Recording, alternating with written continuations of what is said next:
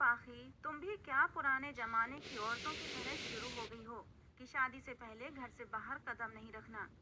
अरे यार, जो मजे मेहंदी की रात को बाहर दोस्तों के साथ घूमने में है, वो भला घर में बैठकर बड़ी उम्र की औरतों की नसीहत भरी बातें सुनने में थोड़ी है। मैं कुछ नहीं जानती, बस तुम कल रात 2 बजे तक छत पर आ जाना और फिर वहीं से दीवार फलांग कर हम सब लड़कियां तुम्हें मेरी ही छत पर मिल जाएंगे। वहीं से हम गाड़ी में बाहर जाएंगे, आइसक्रीम खाएंगे और खूब एंजॉय करेंगे, ताकि ये रात हमारे लिए यादगार रहे। मेरी दोस्त सुनीता मेरी दोस्त ही नहीं बल्कि मेरी कजिन भी थी। पूरा बचपन हमारा एक साथ ही गुजरा था। मोहल्ले में रहने वाली बाकी सारी लड़कियां भी आपस में बहुत अच्छी दोस्त थीं। उनमें से कुछ की शादियां भी हो चुकी थीं और जिसकी भी शादी होती थी, हम मेहंदी की रात ऐसे ही उसे अपने साथ ले जाते, आइसक्रीम खाते और खूब ढेर सारी मस्ती करके वापस आ जाते थे, ताकि ये रात हमें हमेशा याद रहे। लेकिन मेरी फैमिली बहुत ज़्यादा एडवांस सोच नहीं रखती थी, इसलिए मेरी माँ ने तो शादी के 15 दिन पहले ही मुझ पर पाबंदियां लगा दी थीं कि खबरदार, जो तुमने बाहर जाने का नाम भी लिया, ये सब शादी से पहले ठीक नहीं होता। बल्कि मेरी माँ ने तो मुझे कमरे से भी बाहर नहीं निकलने दिया था। रोजाना मेरी सहेलियाँ और सुनीता शाम को आ जाती और हम ढोलक बजाते, गाने गाते, खूब शोर शराबा करते। वो मुझे मेरे होने वाले पति वीर के नाम से खूब तंग करती थी। मेरी शादी अनजान लोगों में हो रही थी। वीर मेरे लिए बिल्कुल अनजान था और उसके घर वाले भी। शादी को अभी 10 दिन बाकी थे कि मेरी सास ने आकर कह दिया कि उनके यहाँ मेहंदी की रस्म नहीं की जाती। वो लोग इस रस्म को सही नहीं मानते, क्योंकि फिर इस रस्म में लड़के और लड़कियों का बेहुदा डांस होता है, जो उन्हें बिल्कुल भी पसंद नहीं। हालांकि मैं अपने घर में सबसे छोटी थी, इसलिए बड़े सब बहन भाइयों ने यही कहा कि हमने पाखी की शादी पर अपने सारे अरमान पूरे करने हैं। और मैं भी यही सोचती थी कि शादी तो एक ही बार होती है, मैं क्यों भला अपनी शादी का मजा किरकिरा करूं। इसलिए मेहंदी पर सिर्फ हमारे घर के ही मेहमान इकट्ठे हुए थे, लड़के वालों की तरफ से किसी ने भी नहीं आना था। इसलिए मेरी माँ ने कहा मेहंदी की रस्म 8 दिन पहले ही कर ली जाए। रात के 2 बज रहे थे और मैं सुनीता को समझा समझा कर थक गई थी कि मेरी माँ ने तो कमरे से बाहर निकलने पर भी मेरी पाबंदी लगा दी है। तुम मुझे कैसे बाहर लेकर जाओगी? लेकिन वो कहने लगी, तुम सब कुछ मेरे ऊपर छोड़ दो। तुम्हारी मेहंदी के जोड़े में ही हम तुम्हें बाहर लेकर जाएंगे और आइसक्रीम भी खाएंगे। तुम बेफिक्र रहो, बस तुम रात के 2 बजे छत पर आ जाना। और फिर यही हुआ था। मेहंदी का हंगामा रात के 1 बजे तक जारी रहा। उसके बाद सभी थक थक कर अपने कमरों में जाकर गहरी नींद सो चुके थे। जैसे ही रात के 2 बजे सुनीता की कॉल आ गई कि हम सब लड़कियां छत पर मौजूद हैं, बस तुम जल्दी से ऊपर आओ। सुनीता मेरे चाचा की लड़की थी और उसका घर मेरे घर के बराबर ही था। मैंने उस वक्त मेहंदी के पीले रंग का लहंगा पहन रखा था। फूलों का जेवर तक मुझे उतारने की अनुमति नहीं दी थी। मेरी हमजोलियां कहने लगी, सजी सबरी ही आना। हल्का फुल्का मेकअप भी मैंने कर रखा था। मैंने अपने कमरे का दरवाजा खोला तो सन्नाटा छाया हुआ था। सब लोग थक चुके थे, इसलिए सो रहे थे। मैं दबे कदमों से चलती हुई छत की तरफ आई। धीरे धीरे सीढ़ियां चढ़ती हुई जैसे ही छत पर पहुंची, मेरी सारी अफलातून सहेलियां छत पर पहले से मौजूद थीं। मुझे देखकर दबी दबी हंसी हंसने लगीं। मैंने घबराकर अपने होंठों पर उंगली रखी और उन्हें चुप करने का इशारा किया। फिर इसी लहंगे में दीवार कूदकर मैं सुनीता की छत पर आ गई थी। वहीं से हम धीरे से सीढ़ियां उतरते हुए नीचे आ गए। सुनीता की छत की सीढ़ियां बाहर आंगन में जाती थीं, घर के अंदरूनी हिस्से में नहीं। वहीं से मेन गेट करीब था। गाड़ी पहले ही सुनीता ने मेन दरवाजे पर खड़ी कर ली थी। हम बिल्कुल सावधानी से कदम उठाते हुए मेन गेट तक पहुंचे थे। मेन गेट की चाबी सुनीता के पास मौजूद थी। हम अगले ही पल गाड़ी में बैठ चुके थे। गाड़ी की ड्राइविंग सुनीता ने ही की थी। हम 4 सहेलियां थे। मुझे सुनीता ने अपने साथ आगे फ्रंट सीट पर बिठा लिया था। रात के 2 बजे हमारी गलियों में तो सन्नाटा मचा हुआ था, लेकिन बाजार खुले हुए थे और शहर में तो वैसे भी देर तक बाजार खुले ही रहते हैं। हम लोग मार्केट में पहुंचे तो ज्यादातर दुकानें बंद हो चुकी थीं। बस कुछ ही दुकानें खुली हुई थीं। एक आइसक्रीम पार्लर पर जब हम दाखिल हुए तो वो कहने लगा, देखिए टाइम खत्म हो चुका है, इसलिए हम माफी मांगते हैं, आप लोग यहाँ से जा सकती हैं। लेकिन हमने उस दुकान वाले की विनती की कि प्लीज हमें आइसक्रीम खाने दो। सुनीता कहने लगी, हमारा नहीं तो दुल्हन का ही ख्याल कर लो, जो घर वालों से छुपकर आइसक्रीम खाने आई है। इस बात पर सब लड़कियां हंसने लगी थीं। दुकान वाला भी मुस्कुराने लगा। कहने लगा, अच्छा चलो आ जाओ अंदर। पूरा पार्लर खाली था सिवाय एक टेबल के। वहां पर एक नौजवान लड़का ढेर सारी आइसक्रीम अपने सामने रखे खा रहा था। जब हम अंदर दाखिल हुए तब हमने उसे देखा था। उस लड़के की नज़र मुझ पर ही टिकी हुई थी, क्योंकि मैंने ही मेहंदी का लहंगा पहन रखा था, जो अच्छा खासा फैंसी भी था। बाकी लड़कियों ने तो साधारण से कपड़े ही पहने हुए थे। हम एक टेबल पर जाकर बैठ गए। वो लड़का लगातार मुझे ही देखे जा रहा था। आइसक्रीम जैसे तैसे खत्म हुई तो मैंने सुनीता से कहा, चलो यहाँ से, क्योंकि मुझे अब बेहद बेचैनी हो रही थी। इससे पहले कि हम उस आइसक्रीम पार्लर से बाहर जाते, वो लड़का भी उठा था और मेन दरवाजे के पास चला गया और वहां खड़ा हो गया। हम अभी अपनी कुर्सियों से उठ भी नहीं पाए थे जब उसने मेन गेट के पास खड़े होकर आइसक्रीम वाले को गुस्से से पुकारा। कहने लगा, बाहर निकलो और दुकान का शटर बंद कर दो। ये सुनकर तो हम सब लड़कियों की जान निकल गई थी। साथ ही उस लड़के ने अपनी जेब से पिस्तौल भी निकाल ली थी। ये देखकर हम सबके रंग उड़ गए थे।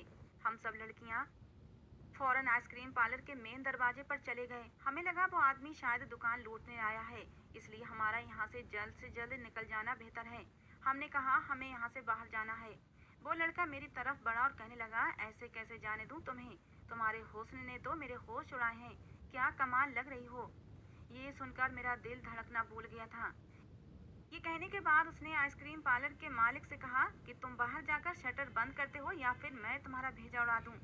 उसने अपनी पिस्टल को आइसक्रीम पार्लर के मालिक के सर की तरफ तान कर कहा था। आइसक्रीम वाला डर गया। मेरी दोस्तें भी घबरा गई थी। मेरा तो ये हाल था कि मैं तो रोने को थी। मैंने कुछ संभल कर कहा, तुम जानते नहीं हो कि मेरा भाई पुलिस में है। छोड़ दो मुझे, वरना मैं तुम्हें छोड़ूंगी नहीं, पुलिस के हवाले कर दूंगी। मुझे यही बहाना उस वक्त ठीक लगा था। ये सुनकर वो नौजवान हैरत से मुझे देखने लगा। कहने लगा, अच्छा तो तुम मुझे पुलिस के हवाले कर दोगी? उसने मुझे बाजू से पकड़कर पीछे किया और दरवाजे से हट गया। उस दुकानदार से कहने लगा, जाओ बाहर और जो कहा है वो करो। फिर मेरे दोस्तों से कहने लगा, सामने टेबल पर बैठ जाओ। अपनी इस खूबसूरत सहेली को अपने साथ लेकर जाना चाहती हो ना? इसकी शादी है ना?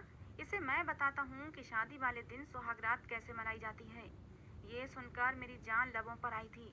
मेरी दोस्त भी उससे कहने लगी कि भगवान के लिए हमें जाने दो, हम तुम्हें अपना मोबाइल और पर्स में जितने भी पैसे हैं वो सब देने को तैयार हैं। वो कहने लगा, पैसा नहीं चाहिए, ये लड़की चाहिए। मैंने उसके सामने हाथ जोड़ दिए। मैंने कहा, मुझे जाने दो। तुम्हें भगवान का डर नहीं है जो तुम ये पाप कर रहे हो। देखो, मुझे बर्बाद मत करो, मेरी शादी होने वाली है। ये सुनकर वो हंसने लगा। कहने लगा, क्यों, क्या होने वाला पति डीएसपी नहीं है? मुझे जेल की सलाखों के पीछे नहीं करवाओगी? वो एक कदम मेरी तरफ बढ़ा था और मैं डर के मारे कांप रही थी। कहने लगा, अब तो मुझे जिद हो गई है। मैं भी देखना चाहता हूँ ये लड़की मुझे कैसे पुलिस तक पहुँचाती है। मैं इसे किसी भी कीमत पर नहीं छोड़ूंगा। वो अभी बात ही कर रहा था कि जब दुकान का शटर बंद हुआ था। मेरी दोस्त हाथ जोड़कर उस लड़के से कहने लगी, हमें जाने दो। तो उसने बंदूक उनकी तरफ तानी और कहने लगा, ज्यादा बकवास की ना तो तुम लोगों को गोली मार दूंगा। चुपचाप जाओ और टेबल पर बैठ जाओ। वो तीनों चुपचाप कोने में बने केबिन में चली गई थीं। वो लड़का मेरी तरफ बढ़ रहा था। मैंने कुर्सी उठाई और उसको मारने की कोशिश करने लगी, लेकिन उसने कुर्सी को पकड़कर एक तरफ फेंक दिया। कहने लगा, अगर तुमने कोई भी बदतमीजी करने की कोशिश की तो याद रखना, तुम्हारी इज्जत की अर्थी निकाल कर रख दूंगा। तुम्हें सुबह होने से पहले नहीं छोड़ूंगा। लेकिन अगर तुमने मेरी बात मान ली तो मैं तुम्हें जल्दी ही छोड़ दूंगा और तुम वापस अपने घर चली जाना और शादी मनाना। उसके शब्दों से और उसके अंदाज से लग रहा था जैसे वो नशे में है। कहने लगा, किसी को कानो कान खबर नहीं होगी। लेकिन मुझे ये बात मंजूर ही नहीं थी। मैं कैसे कोई पाप कर सकती थी। मैंने कहा, तुम मुझसे दूर रहो, मैं तुम्हें जिंदा नहीं छोड़ूंगी। मैं तुम्हें पुलिस के हवाले कर दूंगी। पूरी जिंदगी हवालात के अंदर सड़ते रहोगे। लेकिन उस आदमी ने बड़ी बेदर्दी से मुझे अपनी हवस का निशाना बनाया था। मेरा चीखना चिल्लाना और मेरी दोस्तों की सिसकियां बस मुझे यही आइसक्रीम पार्लर में सुनाई दे रही थीं। अपनी ख्वाहिश पूरी करने के बाद वो लड़का कहने लगा, अगर तुम ये सब कुछ शराफत से करने देती तो मैं तुम्हें छोड़ देता, लेकिन अब मैं तुम्हारी कमर पर कुछ ऐसी निशानी लगाऊंगा कि तुम्हारा पति शादी की रात ही उसे देखकर तुम्हारी हकीकत जान जाएगा। ये कहने के बाद उसने अपनी जेब से कोई नुकीली चीज निकाली थी। मैं उस वक्त वैसे भी बिल्कुल बेजान हो चुकी थी। उस आदमी ने मुझे अपने जुनून का निशाना बनाया था। मेरे अंदर इतनी हिम्मत ही नहीं थी कि मैं अपना बचाव कर सकती। उसने मेरी कमर के निचले हिस्से पर न जाने क्या लिखा था कि मैं दर्द से बिलबिला उठी थी। उसके बाद वो मेरी दोस्तों से कहने लगा, जाओ ले जाओ इसे। मेरी दोस्त मुझे गाड़ी तक लेकर गई थी। मुझे यहाँ आने पर अब पछतावा हो रहा था। काश कि मैंने अपनी माँ की बात न टाली होती, अपनी दोस्तों की बात न मानती, रात के समय अपनी मेहंदी के जोड़े में बाहर न जाती। मेरी दोस्त भी अब बुरी तरह रो रही थी और मुझसे माफी मांग रही थी, लेकिन मैं चुपचाप गुमसुम बैठी हुई थी। अब सुबह के 4:30 बज चुके थे। सुनीता की छत से ही मैं अपनी छत पर गई और अपने कमरे में आ गई और अपनी किस्मत पर फूट फूट कर रोने लगी। मेरे दिल से अब उस लड़के के लिए बद्दुआएं निकल रही थीं, लेकिन कसूर तो मेरा भी था। मुझे इस समय जाना ही नहीं चाहिए था। सुबह तक मुझे तेज बुखार हो चुका था। मेरी माँ ये सब देखकर परेशान हो गईं। उन्हें लगा बुखार की वजह से मेरी ये हालत हुई है। ये दिन मेरे बड़े ही तकलीफ में गुजरे थे। सुनीता ने कहा था कि तुम किसी से कुछ मत कहना, किसी को कुछ भी पता नहीं चलेगा, और वैसे भी कुछ ही दिन में तुम्हारी शादी हो जाएगी। लेकिन भला मैं ये बात अपने पति से कैसे छुपा सकती थी? और फिर मेरी इज्जत दागदार करने के बाद उस आदमी ने न जाने मेरी कमर पर क्या लिखा था कि मेरा पति शादी की पहली रात ही मेरी हकीकत जान जाता। मेरी शादी होने वाली थी, लेकिन मेरी रंगत बिल्कुल पीली पड़ चुकी थी। मैं हर वक्त रोती रहती थी। मेरी माँ मुझसे मेरे रोने की वजह पूछती तो मैं कह देती कि आप लोगों से जुदा होने का गम है। लेकिन गम तो कुछ और ही था। मैं जानती थी अगर मेरे पति को पहली रात ही सब पता चल गया तो वो मुझे तलाक दे देगा। फिर मैं अपने घर वालों को क्या जवाब दूंगी? मेरे घर वाले मुझे ही भला बुरा कहेंगे कि तुमने हमारी नाक कटा दी, हमारी इजाजत के बगैर रात को क्यों गईं? हालांकि मेरी दोस्तों का यही प्रोग्राम रहा कि शादी के बाद भी वो रोजाना आती और मेरा दिल बहलाने की कोशिश करती रहीं। कहती किसी को शक नहीं होगा, लेकिन सन्नाटा तो मेरे दिल के अंदर था, जो किसी भी पल कम नहीं होता था। उस लड़के के लिए मेरे दिल से हर पल बद्दुआएं निकला करती थीं। भगवान करे वो मर जाए, या उसके साथ कुछ ऐसा हो कि वो पूरी जिंदगी तड़पता रहे, तकलीफ बर्दाश्त करता रहे, रोए, मौत मांगे, लेकिन उसे मौत भी ना मिले। मैं जितनी बद्दुआएं उसे दे सकती थी दे रही थी। उस लड़के ने मेरी जिंदगी बर्बाद करके रख दी थी। मैं जानती थी कि मेरी शादी का अंजाम क्या होने वाला है। जैसे जैसे मेरी शादी के दिन करीब आ रहे थे, मुझ पर एक डर सवार था। शादी के दिन भी मैं दुल्हन बनी बैठी थी, लेकिन डर के मारे कांप रही थी। सब लोग हंस रहे थे, बातें कर रहे थे, मेरी तारीफें कर रहे थे, लेकिन मैं चुप थी। हालांकि मैंने वीर को पहले नहीं देखा था, बस एक बार उसकी तस्वीर देखी थी। शादी से कुछ दिन पहले तक मुझे अपने पति को देखने का बहुत शौक था। मैं दिन गिनती थी अपनी शादी के, लेकिन आज मैं चाहती थी ये सारा मंजर मेरी आंखों के सामने से गायब हो जाए, या फिर वो हादसा कोई सपना बन जाए। उसका हकीकत से कोई लेना देना ना हो, लेकिन मेरे बस में कुछ भी नहीं था। विदाई के समय भी मैं मरे मरे कदमों से अपने घर से विदा हुई थी। गाड़ी में मेरी दोनों ननद मेरे बराबर में बैठी हुई थीं और मेरे साथ हंसी मजाक कर रही थीं, लेकिन मेरे चेहरे से मुस्कुराहट गायब थी। मैं अपनी ससुराल पहुंची तो मुझे मेरे कमरे में बिठाया गया। उस वक्त मेरा दिल यूं था जैसे डर के मारे बंद हो जाएगा। मेरा जी चाहा कहीं से मुझे जहर मिल जाए और मैं खाकर अपनी जान दे दूं। क्या जवाब दूंगी अपने पति को? मैं ना तो पवित्र थी और ना ही उसके लायक थी। इसलिए सोचा अपनी आंखें बंद करके सारी हकीकत अपने पति को बता दूं। फिर मुझे अपने समाज का रवैया याद आने लगा। ऐसी लड़कियों के बारे में कोई भी सच सच नहीं मानता, बल्कि उसी को बदनाम करके धक्के देकर घर से निकाल दिया जाता है। मेरा पति भला क्यों ऐसी लड़की के साथ जिंदगी गुजारेगा जो पहले से ही दागदार हो? और मैं ये भी नहीं कह सकती थी कि इसमें मेरा कोई दोष नहीं था। मेरा दोष बस ये था कि मुझे रात के समय बाहर नहीं जाना चाहिए था। मैं यही सोच रही थी कि तभी कमरे का दरवाजा खुला और वीर अंदर दाखिल हुआ। मैंने एक नज़र उसे देखा। काफी सीरियस नौजवान लग रहा था। बड़ी खामोशी से आकर मेरे सामने बैठ गया। मैं अपने अंदर हिम्मतें जमा करने की कोशिश कर रही थी कि उसे सच बता दूं। फिर चाहे मुझे जो मर्जी सजा दे, मैं उस सजा को स्वीकार कर लूंगी, लेकिन उसके साथ धोखे का रिश्ता नहीं निभाऊंगी। लेकिन मेरे कान में बार बार अपने दोस्तों की बातें गूंज रही थीं, जो कह रही थीं कि अपने पति को कभी भी इस हादसे के बारे में मत बताना। वो कभी भी तुम्हारी बात का विश्वास नहीं करेगा। इसे एक हादसा समझकर भूल जाना। हो सकता है कि उसे कभी पता ना चले और तुम्हारी जिंदगी से ये कांटा निकल जाए, लेकिन अगर तुमने उसे सच बता दिया तो मुमकिन ही नहीं कि तुम्हारी जिंदगी में बहार आए। फिर सिवाय उदासी और बदनामी के कुछ नहीं मिलेगा। मेरा मन समझ नहीं पा रहा था क्या करे। क्या सुनीता की बात मान लूं या फिर वो करूं जो मेरा दिल कह रहा है? मेरा दिल कह रहा था कि झूठ मत बोलो, सच बता दो, लेकिन मेरी जबान कुछ भी बोलने के लिए तैयार ही नहीं थी। मेरे दिमाग में सारे शब्द गुड़मुड़ हो चुके थे। लगता था कि मेरे पास कहने के लिए शब्द ही नहीं बचे। क्या कहती, कहाँ से शुरू करती। मैं अपनी सोचों के ताने बाने बुन रही थी जब मेरे ठंडे हाथ पर वीर के गर्म हाथ पड़े थे। मैं एकदम से चौंक गई थी। मुझे समझ नहीं आ रहा था क्या करूं। उसने मेरा हाथ थामा और अपने होठों पर लगा लिया। कहने लगा, जब तुम्हारी तस्वीर देखी थी तो तुम मुझे बहुत अच्छी लगी थी। फिर तुम्हारे बारे में जब मेरी बहनों ने मुझे बताया तो मैं जाने अनजाने तौर पर तुमसे मोहब्बत करने लगा था। कुछ हमारे रिश्ते का भी असर है कि मेरा दिल तुम्हारी तरफ खींचने लगा। कुछ तुम मेरी आइडियल भी थी, इसीलिए मैं तुम्हें पसंद करता हूँ। ये कहते हुए उसने मुझे मुंह दिखाई की अंगूठी पहनाई थी। कहने लगा, मेरी ख्वाहिश है कि तुम ये अंगूठी कभी मत उतारना। वो जैसे जैसे बोल रहा था मेरा दिल ऐसे लग रहा था जैसे कोई मुट्ठी में दबोच रहा है। मेरा पति मुझसे मोहब्बत करता था और हर औरत की तरह मैं भी ये चाहती थी कि मेरे पति की मोहब्बत में कमी ना आए। लेकिन अगर मैं उसे सच बता देती तो वो यकीनन उसका व्यवहार मेरे लिए बदल जाता। वो मुझसे प्यार मोहब्बत की बातें कर रहा था लेकिन मेरा दिमाग कुछ और ही सोच रहा था। धीरे धीरे उसने मेरी ज्वेलरी उतारना शुरू की, लेकिन ऐसे मौके पर भी मेरे चेहरे पर कोई मुस्कुराहट नहीं थी।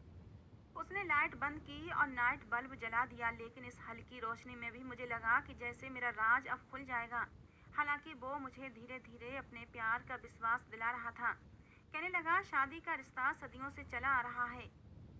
ये बहुत ही पवित्र रिश्ता होता है जो एक अनजान लड़की और लड़के को बेहद करीब ले आता है। मैंने कहा, ये वाली लाइट भी बंद कर दें। कहने लगा, नहीं, इतनी लाइट रहने दो, मुझे बिल्कुल अंधेरे में नींद नहीं आती। लेकिन जैसे ही उसने मुझे अपनी बाहों में लेकर मेरी कमर को छुआ, उसका हाथ उसी जगह लगा जहां मेरा जख्म लगाया गया था। उस गंदे आदमी ने पता नहीं किस चीज से ये निशान लगाया था। जख्म बहुत ही गहरा था और इत्तेफाक ऐसा था कि वीर का हाथ सीधा उसी जख्म पर पड़ा था। जख्म अब भी हरा था और मैं दर्द के मारे एक सिसकारी लेकर रह गई थी। उसने अपना हाथ पीछे किया। कहने लगा, क्या हुआ तुम्हें।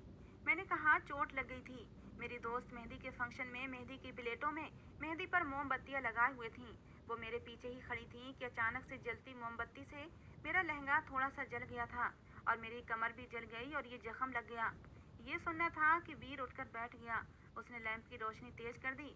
कहने लगा, फिर तो तुम्हें बहुत तकलीफ हो रही होगी। ऐसा करो, तुम कोई भी सादा से कपड़े पहन लो।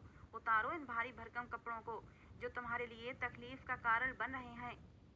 ये सुनकर मैं घबरा गई थी। मैं उठकर बैठ गई। वो कहने लगा, लाओ दिखाओ जख्म कहाँ है। ये सुनकर मैं और भी ज्यादा डर गई। मैं कैसे दिखा सकती थी। उस लड़के ने यही तो कहा था कि जब तुम्हारा पति देखेगा तो जान जाएगा कि तुम्हारे साथ क्या हुआ है। मेरा दिल बुरी तरह से घबरा रहा था। मैं उठकर खड़ी हो गई। मैंने कहा, मैं कपड़े बदल कर आती हूँ।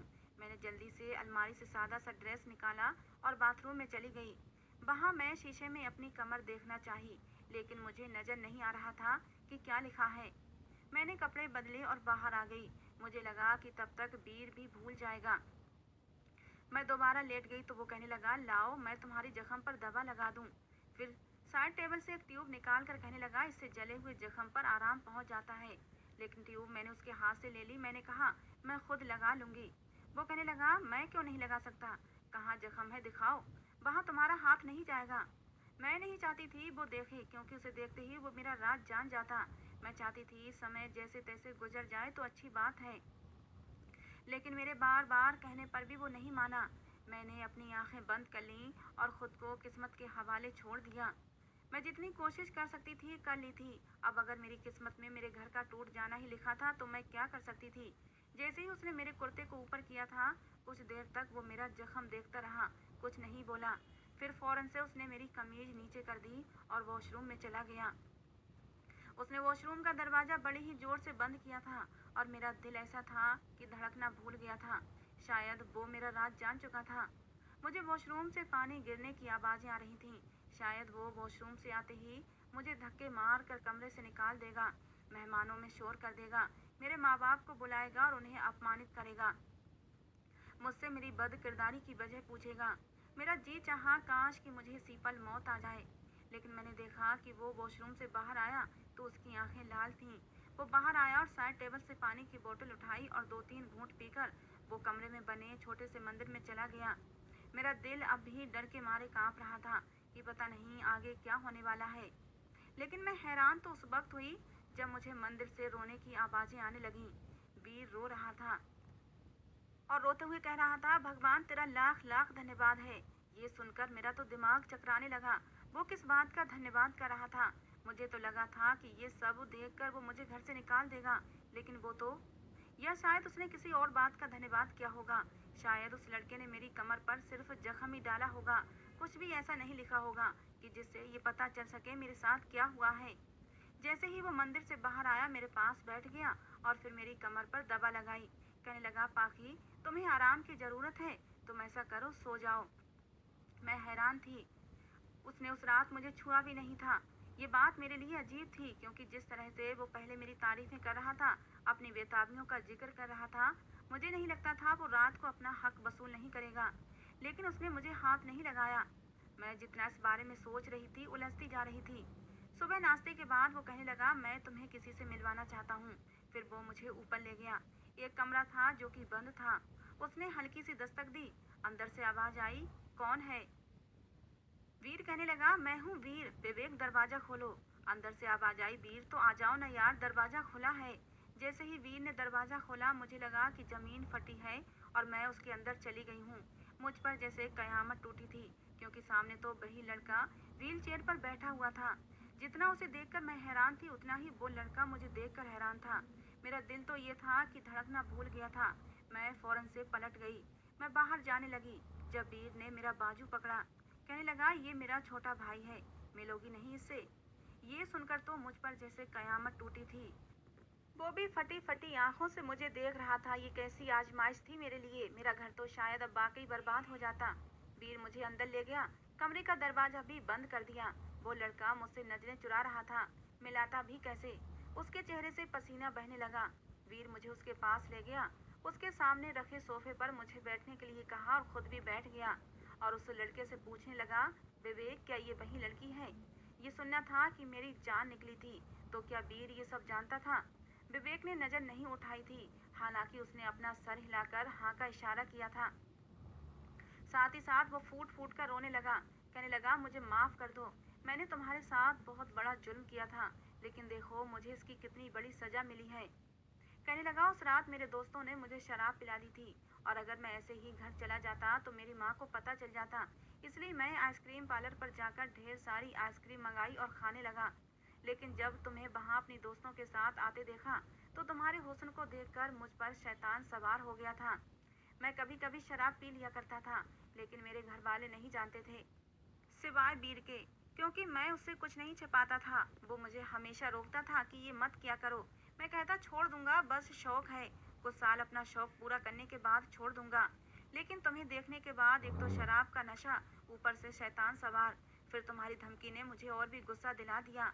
मैं तुम्हें वहाँ आइसक्रीम पार्लर में बर्बाद करने के बाद जब अपनी बाइक पर सवार होकर घर आ रहा था, तो रास्ते में मेरा एक्सीडेंट हो गया और मैं हमेशा हमेशा के लिए अपनी एक टांग खो चुका हूँ। ये कहकर वो फूट फूट कर रोने लगा। कहने लगा, मैंने वीर से कहा कि मुझे उस लड़की की बददुआ लग गई है, मैंने उसके साथ अच्छा नहीं किया। कुछ दिन बाद उसकी शादी थी। अगर उसके पति ने सच जान लिया तो वो उसको छोड़ देगा, उसकी जिंदगी बर्बाद हो जाएगी। बस एक बार मेरी खातिर उस लड़की को ढूंढ लो। मैंने वीर को बता रखा था कि मैंने उस लड़की के निचले हिस्से पर अपने नाम का पहला लेटर बी का निशान बना दिया है। मैं तो बस हैरान सी आंखें फाड़े से देख रही थी। वीर कहने लगा, पाखी जो कुछ हुआ उसमें तुम्हारा कोई दोष नहीं, वो बस एक हादसा था, और तुम्हारे साथ गलत करने वाला मेरा ही बेगैरत भाई था। लेकिन ये मेरा भाई है, इसलिए इसे जान से भी नहीं मार सकता। वैसे भी ये आधा मर चुका है, सारी जिंदगी से अपाहिज बनकर गुजारनी है। अगले हफ्ते ही इसकी टांग का ऑपरेशन है और डॉक्टर इसकी टांग काट देंगे, क्योंकि पूरी टांग में इन्फेक्शन फैल चुका है। इसलिए मेरी तुमसे विनती है कि तुम इसे माफ कर दो। मैंने कहा, माफ कर दूं? कैसे माफ कर दूं? क्या माफ करना इतना आसान होता है? मैं फूट फूट कर रो रही थी। मैंने कहा, तुम्हें नहीं पता, इसने मेरी रूह तक को घायल किया है। मुझे पता होता कि ये तुम्हारा भाई है तो मैं तुमसे कभी भी शादी ना करती। तुम बेशक मुझे छोड़ दो, लेकिन इस आदमी के लिए मुझसे माफी मत मांगो। ये कहकर मैं कमरे से निकल गई थी। तेजी से सीढ़ियां तय करके अपने कमरे में चली आई और रोने लगी। ये कैसी आजमाइश थी? अगर ये वीर का भाई न होता तो क्या वीर मुझे स्वीकार करता? मैं चुपचाप आकर अपने बेड पर लेट गई। दिल कह रहा था कि सब कुछ छोड़ छाड़ कर चली जाऊं। मैं रोज रोज उस आदमी की शक्ल नहीं देखना चाहती थी जिसने मेरे साथ ये जुल्म किया था। लेकिन दिमाग मुझे समझा रहा था कि जो कुछ हुआ उसे भूल जाओ और अपनी नई जिंदगी की शुरुआत करो। जब इस बात का खुलासा होगा तो तुम भी कसूरवार ठहराई जाओगी। शादी के फैंसी लहंगे में रात के 2 बजे जाने की क्या तुक थी? लोग तुम पर भी उंगली उठाएंगे। अगले हफ्ते विवेक का ऑपरेशन हुआ। उसकी टांग काट दी गई थी। मैंने अभी तक वीर को कोई जवाब नहीं दिया था और ना ही उसने मुझे हाथ लगाया था। हालांकि वो मुझे बार बार कहता कि विवेक को माफ कर दो। विवेक मेरे सामने नहीं आता था। लेकिन विवेक की टांग काट देने के बाद भी विवेक का जख्म भर नहीं रहा था। उसका इन्फेक्शन बढ़ता ही जा रहा था। डॉक्टर निराश थे। कहने लगे, अगर ये इन्फेक्शन पूरे शरीर में फैल गया तो हम इसे बचा नहीं सकेंगे। उस दिन वीर मेरे सामने हाथ जोड़कर बैठ गया। कहने लगा, अगर तुम विवेक को माफ कर दोगी तो मुझे विश्वास है कि भगवान भी विवेक को माफ कर देगा और वो सही हो जाएगा। भगवान के लिए मेरे भाई को बचा लो। मैं जानता हूँ उसने तुम्हारे साथ गलत किया, लेकिन उसे उसकी सजा मिल चुकी है। अगर वो मर भी गया तो मरने के बाद भी उसकी आत्मा को चैन नहीं मिलेगा। हमेशा तड़पता रहेगा, क्योंकि तुम उसे माफ नहीं करोगी तो मरने के बाद भी बेचैन ही रहेगा। अब मैं इतनी पत्थर दिल भी नहीं थी। विवेक की चीखें मेरा दिल दहला देती थीं। उसकी तकलीफ दिन ब दिन बढ़ती जा रही थी और उस दिन मैं बिना किसी को बताए विवेक के कमरे में चली गई थी। मुझे देखकर उसकी आंखों में आंसू आ गए थे और मेरे सामने उसने हाथ जोड़ दिए। मैंने विवेक के हाथों को थाम लिया। मैंने कहा, विवेक, मैंने तुम्हें माफ कर दिया है। उस रात तुमने जो किया शायद नशे की हालत में किया था, लेकिन मेरी रूह भी तुम्हारी उस हरकत से घायल हो गई थी। लेकिन तुम्हारी तकलीफ को देखकर मैं तुम्हें माफ करती हूँ और भगवान से प्रार्थना करूंगी कि वो भी तुम्हें माफ कर दे और तुम्हारी तकलीफ को कम कर दे। ये कहकर मैं कमरे से बाहर चली आई थी। मैंने भी भगवान के सामने हाथ जोड़कर विवेक की सेहतमंद होने की दुआएं मांगी थीं। तीसरे दिन विवेक अमेरिका चला गया था अपना इलाज करवाने और वहां पर अच्छे से अच्छे डॉक्टर से उसका इलाज कराया गया। कुछ ही दिन में खबर आई थी कि विवेक एकदम ठीक हो गया है और ये खबर सुनकर मेरे दिल को भी सुकून आ गया था। पूरे 2 महीने के बाद वीर ने और मैंने अपनी शादीशुदा जिंदगी की शुरुआत की थी। 6 महीने के बाद विवेक घर आया था। घर वाले उससे मिलकर बहुत खुश हुए थे। किसी को भी उम्मीद नहीं थी कि वो बच जाएगा, लेकिन भगवान के चमत्कार पर सब लोग खुश थे। उसको नकली टांग लगा दी गई थी और वो लंगड़ा कर चलता था। कुछ दिनों में ही उसने एक अनाथ आश्रम खोल लिया था और अनाथ बच्चों और विधवा बेसहारा औरतों को अपने अनाथ आश्रम में सहारा देने लगा था। जब विवेक को ये सब काम करते देखती हूँ तो दिल को सुकून मिलता है कि मैंने सही समय पर उसे माफ करके उसे जीने की एक उमंग दी थी। अगर मैं उसे माफ न करती तो शायद वो अपनी जिंदगी की जंग हार जाता और जहाँ वो आज इतने अनाथ और बेसहारा लोगों की मदद कर रहा है, वो नहीं कर पाता। तो दोस्तों, आज की हमारी ये कहानी आपको कैसी लगी जरूर बताना। पसंद आई हो तो प्लीज लाइक करना। रोज एक नई कहानी सुनने के लिए हमारे चैनल को भी सब्सक्राइब करना। मिलते हैं दोस्तों अगली किसी नई कहानी के साथ।